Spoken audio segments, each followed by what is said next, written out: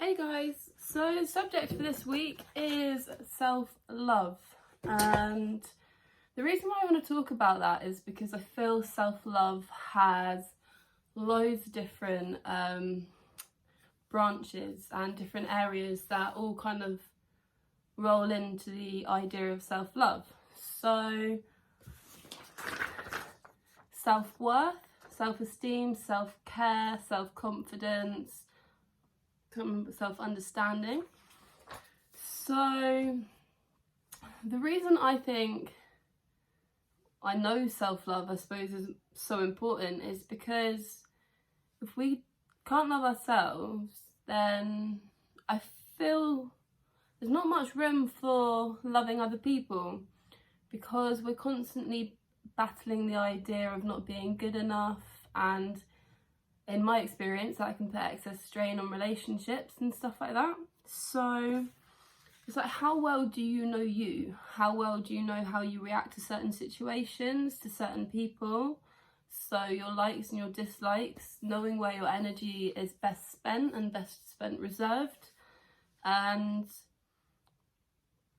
I think I've definitely noticed a lot of improvements when I work on spending time with myself compared to when I spend time working on like other people.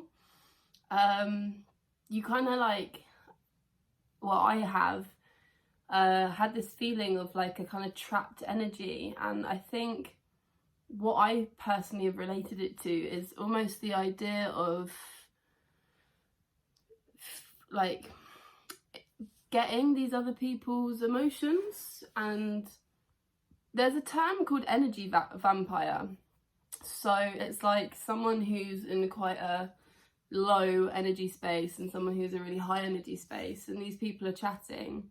And I think when there's not a balance, you can kind of get more or less. So I think talking to people from quite like a neutral place definitely helps. So I've definitely had it before when, you know, you kind of come away from a conversation like, fucking hell, like that was heavy. Or conversations that aren't a two-way street. Like, I've definitely been guilty of it, and I know a lot of other people are, but when you have a conversation with someone and you can't get a word in edgeways, and it's like people are talking at you, and obviously you just want to have a conversation. So when you're in a situation like that, it's working out how you can then go from that and not have that energy stick with you, but just to be like, oh, okay, well, that's happened, next time I can do this differently. So I think, kind of going back to the subject of self-love, there's a song by Jess Glynn called Thursday.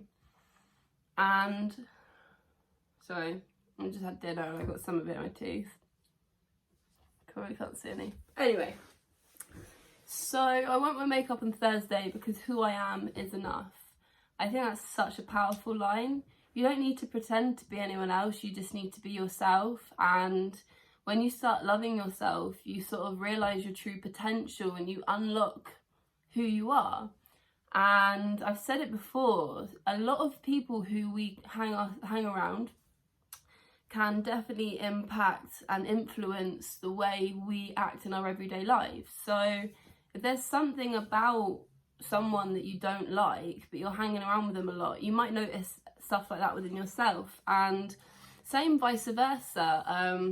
My closest friends, when I was kind of getting in that friendship group, I was such a different person, but the thing that was drawing me to them was the energy that they had, and I wanted a bit of that. And through them embracing me and stuff like that, I've been able to just blossom, because I finally with a group of people that just accepted me for who I was, and there was no other shit involved. It was just, this is who I am, and this is who you are, this is who we are, like, c'est la vie.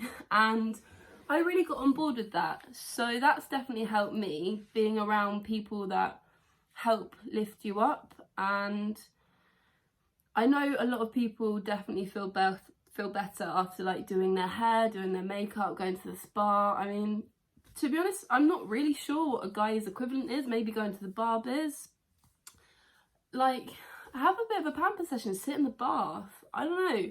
It's just little things that make you feel better about yourself. Just because you're feeling emotions doesn't mean you have to talk to anyone about them, because they're your emotions to deal with in a way that you want to. But it's knowing that you've got people around you that you feel comfortable enough to, if you want to, one day just be like, yeah, okay, this is how I'm feeling. Like, personally, I'm quite an emotional person. I like to tackle things in my head as soon as they get there, because I can't sit on an emotion if it's unhealthy for me. I get really kind of out of sorts, and I can really feel that within myself. However, I know a lot of friends of mine and close people to me are different. My sister and I, we act very differently, and I think it's just a real normal part of our human experience to understand that we all deal with stuff differently, but that's a key feature, and that makes you who you are, and we shouldn't run away from that. We should really embrace that. If you take time for number one, you can make more time for other people. Again, it comes down to being selfish to be selfless. And being selfish isn't, you know, like, yeah, put yourself first. By all means, put yourself first. I will never, ever, ever be angry with anyone in my life for putting themselves first, because it's exactly what I do in my everyday life. And I wouldn't be where I am now if it wasn't for being like, nah, okay, I've got to put myself first. One reason I ran away, in a sense, to another country was because I just needed to clear my headspace. And I've even done it. I've gone for a drive, it's like a 3-hour drive. I've gone to Glastonbury for a couple of nights. I like having my own space, and I really feel like I get a lot out of it, but other people might not be so similar. So yeah, I mean, when it comes to having that element of self-care, your confidence, your esteem, it just boosts, and you just become this ball of energy. And I think it's really important to know your worth and start understanding that certain things might not necessarily be good for you, and certain things definitely are good for you. And it's working out who and what is where you want to be. So I might carry this on tomorrow. To be honest, I cannot wait to get into bed. Very tired at the moment.